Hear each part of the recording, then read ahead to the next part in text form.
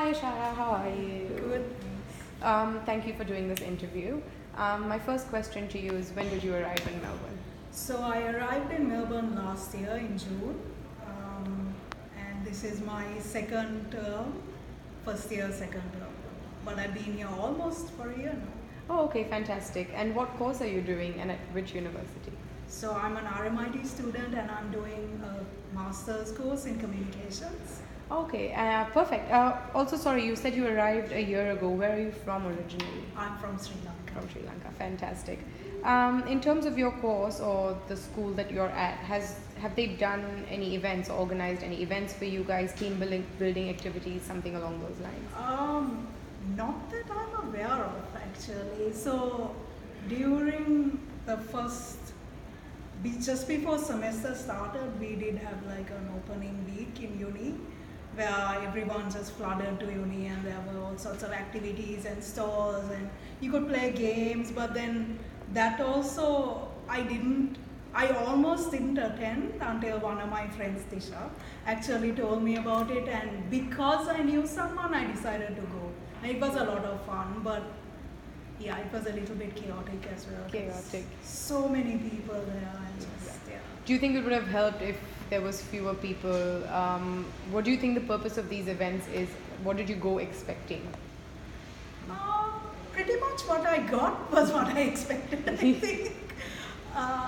Because honestly, it would have been nice if it had been laid out a little bit more differently, because it was all focused in one area and it was so crowded that everyone was just doing their own thing. There wasn't very much like team building, and I only left like knowing the person I came with, right? So though you would speak to different people, it would be just for a second. Like you would interact with someone at a stall, but then the second you leave, you forget about it.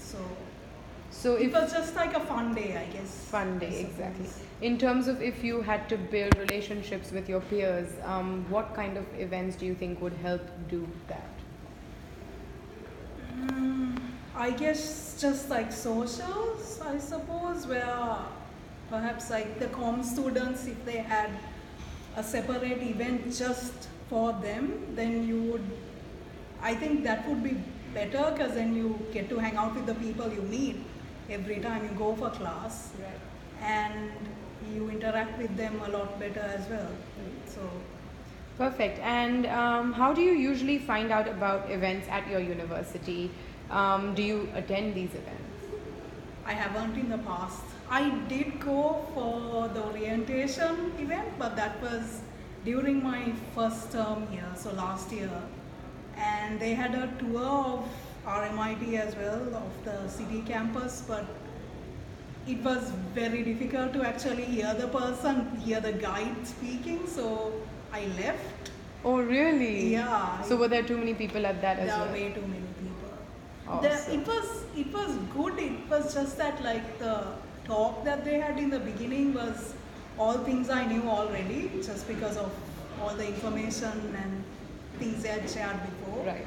So did that tour, then you say, help you navigate the university or learn about the facilities and amenities that they have here on campus? No. I found all of that out thanks to my friends and by just exploring on my own. Right. So, and do you have any previous university experience here, and how was that in comparison? I don't have experience as an RMIT student, but I did my undergrads at Monash. That was 10 years ago. So, but how is that different? Is that the same? Was that the same, or is that any different? It was good in that, I guess, assessments were different in the way you submitted it. Nowadays, everything is online, right? So if technology fails you, you're in a lot of trouble, which I find to be a bit disturbing. So, because even submitting assignments, it's all done online. Okay. Which is, yeah. And what were your expectations from RMIT before you got here? I guess meeting new people from different places, just, yeah. And how would you networking and networking pretty much. mostly. And how would you say that has fared so far? How have your expectations been met, or has it been different? They have, but I think it's mostly because I think as a student you need to put yourself out there as well. Like Okay. if you don't make the effort to actually talk to people and make connections and go out of your way to interact with them, it's not going to take you very far because unless you join a club at university Yeah. and stick with it, you're not going to do too well. You need to actually, Put in put that yourself out there and Yeah. make an effort. And do you think RMIT as a university provides enough opportunities for you to meet other people, or do you think they could be doing something differently, or are they doing it well in your opinion? What do you think? The thing is, I haven't joined any clubs, Mm-hmm. so all the friends I have are purely because of class time. Okay. Yes. Okay, fantastic. And where do you live in Melbourne?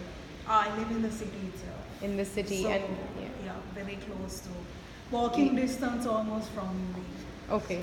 And do you think if the university provided some sort of common accommodation for students, especially international students like yourself coming in, it would have been easier to meet people from the get-go? I would think so. I mean, if you are living with a bunch of students that you actually spend so much time together, it would be easier. But if you have to provide your own accommodation, then it's a little It- bit more difficult. I And more suppose. challenging. But Yeah. if you're a master's student as well, it will be difficult because I think there are more mature students who don't really want to be back in the whole shared accommodation Right. sort of lifestyle. So something you would say more focused for master's students, since that's the kind of background we have. But if they had a postgraduate accommodation, maybe that would be easier. Could be, but there already is a page. If I'm pretty sure there's a page I looked at for costing. I think because like living costs and for travel expenses, they list out like what you would expect to spend, Okay. which wasn't actually accurate because it's a lot more than what they have given. I guess it's just the base rate what they say. Mm-hmm. And I think there are facilities that help you sort out your accommodation as well. Oh. But campus living is very limited. If I'm Right. So these facilities you talk about, they're external and not university provided. They are online. They are on the RMIT web. Oh, interesting. Interesting. And how has your experience been meeting multicultural people or people that share the same interests as you at university? Have you managed to do that or no? I have actually.